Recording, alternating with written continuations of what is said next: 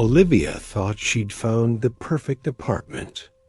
High ceilings, hardwood floors, and a huge ornate mirror left behind by the last tenant. It was a dream come true, a fresh start in a new city. But some dreams turn into nightmares. The first few nights were unsettling. Strange reflections flickered in the corner of her eye. Whispers seemed to echo from the walls when the apartment was silent.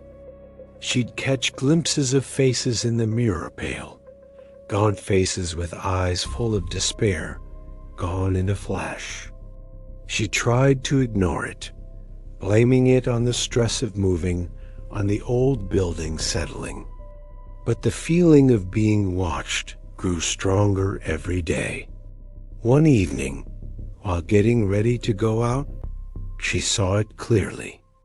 A woman's face, not her own, staring back from the mirror. Her lips were moving, but no sound came out. Olivia screamed and stumbled back, her heart pounding.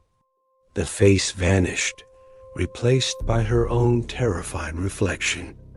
That night, she couldn't sleep. She researched the building's history, digging through old news articles online. That's when she found it. A string of tenants from her very apartment had gone missing over the decades. No bodies, no clues, just vanished into thin air. The last article she found was about the previous tenant, a young man who disappeared just a month before she moved in. His family said he'd become obsessed with the antique mirror. The truth began to dawn on her, as cold and sharp as a shard of glass. The whispers became clearer, coalescing into names, pleas for help. They were the lost tenants, their souls trapped within the silvered glass, prisoners of some malevolent entity bound to the mirror. Olivia knew she couldn't just leave. She couldn't abandon them. She saw their faces every time she looked at her own reflection, their silent screams echoing in her mind. They were a ghostly choir, and she was their only audience. She learned that the mirror wasn't just a portal. It was a prison, and the only way to break the curse was to shatter the mirror itself. But there was a catch, a terrible price. The entity that fed on these souls had laid a trap. Whoever broke the mirror would take the place of the souls it freed. Their own essence would become the new anchor for the curse, their soul the first to be imprisoned in the next cursed object. It was an impossible choice. Save the trapped souls and be damned herself, or flee and leave them to their eternal torment. For days, Olivia wrestled with the decision. The faces in the mirror grew more desperate, their silent pleas more urgent.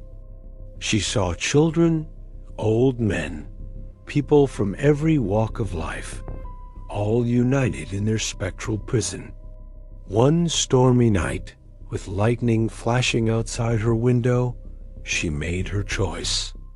She couldn't live with herself, knowing she had abandoned them. With tears streaming down her face, she picked up a heavy iron candlestick. Taking a deep breath, she looked at her own reflection one last time, whispering a final goodbye to the life she knew. She swung the candlestick with all her might. The mirror exploded in a shower of glittering fragments. A chorus of spectral sighs filled the room, a sound of relief and release. Light flooded the apartment as the trapped souls, now free, dissolved into shimmering motes of dust and vanished. As the last soul faded, Olivia felt a cold, pulling sensation. Her vision blurred, the room warped and twisted, and her own reflection began to form in the largest remaining shard on the floor. Her new prison. The apartment sat empty for months until a new tenant, a young artist named Leo, moved in. He loved the place, especially the beautiful antique silver locket he found tucked away in a dusty corner. Sometimes, when he polishes it, he thinks he sees a faint image of a woman's face inside, her eyes full of a silent, desperate warning. If you enjoy tales of the strange and unexplained, you've found the right place. Subscribe to AFTERLOGS for more stories that explore the shadows. We've got a lot more to uncover. Thanks for watching.